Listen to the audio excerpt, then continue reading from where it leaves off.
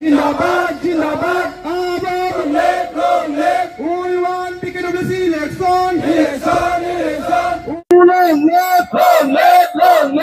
SPLT versus society, long live, SPLT versus long live, SNW with the from long live,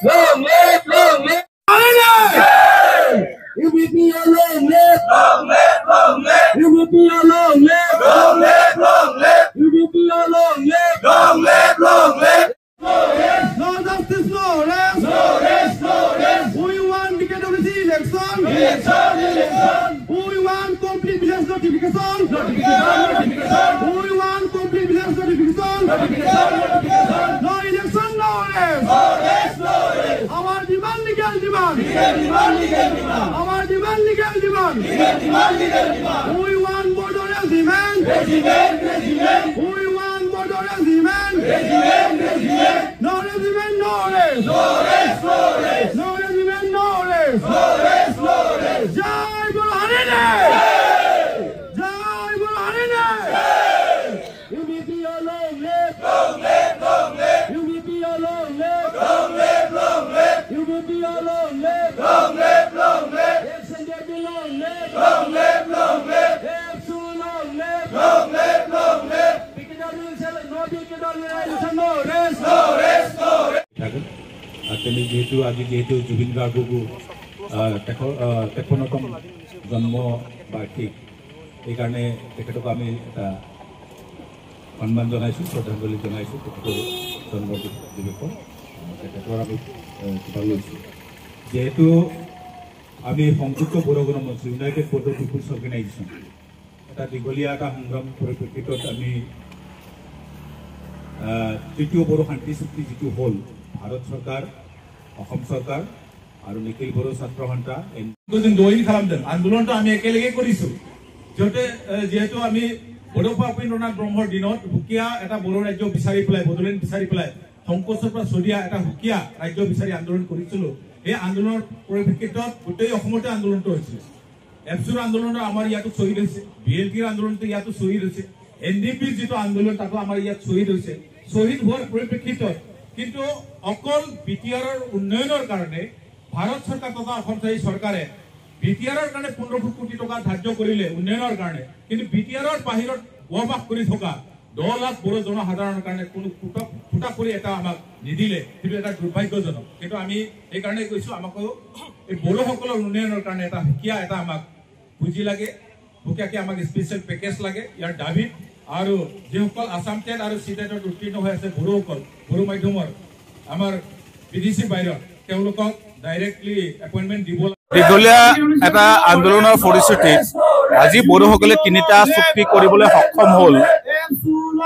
প্ৰথম হ'ল BSC চুক্তি, তাৰপিছত BTC চুক্তি, শেহতীয়াভাৱে যিটো তৃতীয় বড়ো শান্তি চুক্তি BTR চুক্তি 2020 চনৰ 27 জানুৱাৰী তাৰিখে যিটো চুক্তি হ'ল, সেই চুক্তি মৰ্মে BTCৰ বাহিৰত বসবাস কৰি থকা 10 লক্ষাধিক বড়ো জনগণৰ উন্নয়নৰ কাৰণে, অৰ্থনৈতিক উন্নয়ন বা সামাজিক বা শৈক্ষিকভাৱে উন্নয়নৰ কাৰণে যি বড়ো কছাৰী কল্যাণ স্বায়ত্তশাসিত পৰিষদ গঠন কৰি দিয়া হ'ল।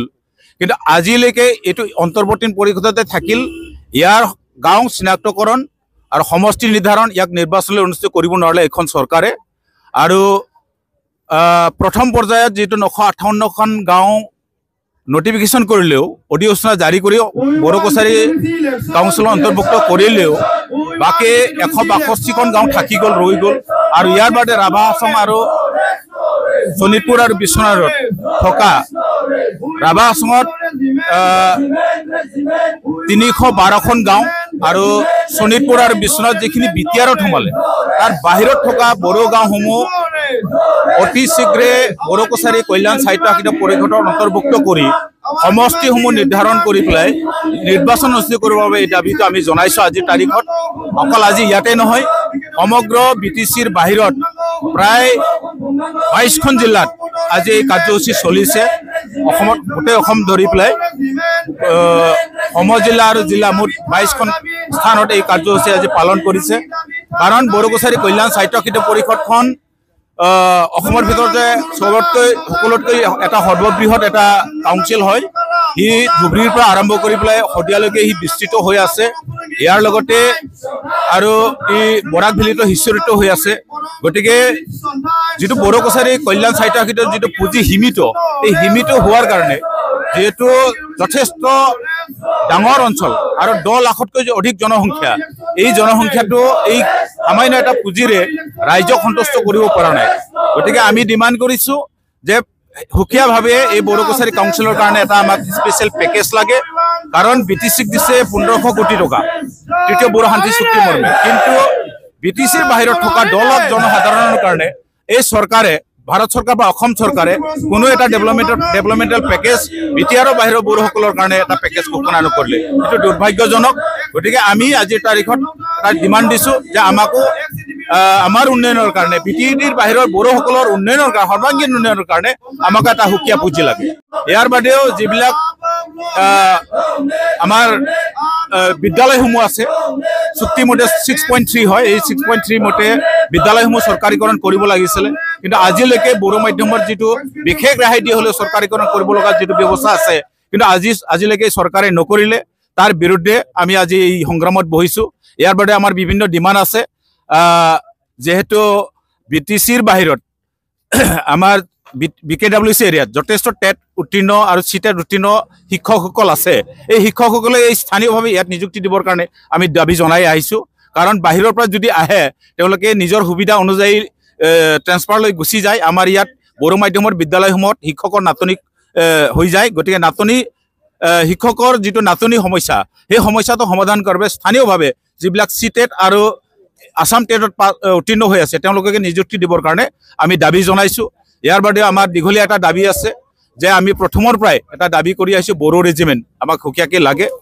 আৰু যিবিলাক চুক্তি আছে আমাৰ যেনিবা 5.1 মতে Bodo Kachari welfare autonomous council 5.2 মতে আমাৰ হুকিয়া এটা কিবা উন্নয়নৰ কাম কৰিব লাগিছিল 5.3 মতে 2006 চনত যেটো বন অধিকাৰ আইন আৰু 6 মতে যেটো কাৰ্বি আংলং আৰু ডিমা হাছাওত বহবাস কৰা যিবিলাক বড়োসকল আছে তেওঁলোকক পাহাৰীয়া জনজাতি মৰ্যাদা দিয়া এইটো চুক্তিটো তাৰমানে কি হ'ল এই সমস্যাটো দুটা চুক্তি স্থান পালে বিটিসি চুক্তি আৰু বিটিআৰ চুক্তিটো কিন্তু আজিলৈকে ইয়াৰ সমস্যা সমাধান নহল ইয়াৰ বাদেও আমাৰ যথেষ্ট সমস্যা আছে 2006 চনৰ যেটো বন অধিকাৰ আইন আজিলৈকে অসমত সম্পূৰ্ণভাৱে কাৰ্যকৰী হোৱা নাই যাৰ বাবে আমাৰ বিভিন্ন জনজাতি মানুহসমূহে ভূমি সমস্যাত ভুগি আছে আৰু ইয়াৰ বাদেও যিসকল ট্ৰাইবেল বেল ব্লকৰ বাহিৰত আছে জনজাতিসকল এই জনজাতিসকলৰ সুৰক্ষাৰ বাবে আমাৰ তৃতীয় বড়ো শান্তি চুক্তিৰ আধাৰত 7.1 মতে তাত উল্লেখ আছিলে যে ট্ৰাইবেল বেল এণ্ড ব্লকৰ নপৰা যিবিলাক জনজাতি গাঁওসমূহ আছে সেই গাঁওসমূহ মাইক্ৰ লেভেলত বেল যদি 3খন 4খন আছে বেল বনোৱা হ'ব আৰু যদি হুকিয়াকৈ কৰবা যদি এখন গাঁও আছে তাক তাৰমানে এটা ব্লক বনাই পেলাই এই জনজাতিসকলৰ ভূমি অধিকাৰটো সুনিশ্চিত কৰিম বুলি এই চৰকাৰে কথা দিছিলে কিন্তু আজি 5 বছৰ উকলি গ'ল কোনো নহল গতিকে আমি সংগ্ৰাম কৰিম এই আমাৰ যিবিলাক সমস্যা আছে এই সমস্যাসমূহ সম্পূৰ্ণ সমাধান নোৱালৈকে এই সংগ্ৰাম অব্যাহত থাকিব যোৱাবাৰ আমি সিমেন্ট সাপোৰ্ট কৰিলো আমি গুৱাহাটীত কৰিব লগা আছিল বিটিসি ইলেকশ্যনৰ কাৰণে পইচাইছো কিন্তু আজিৰ পৰা এই আন্দোলন অব্যাহত থাকিব আজি 22খন জিলাত এই কাৰ্যসূচী লৈছে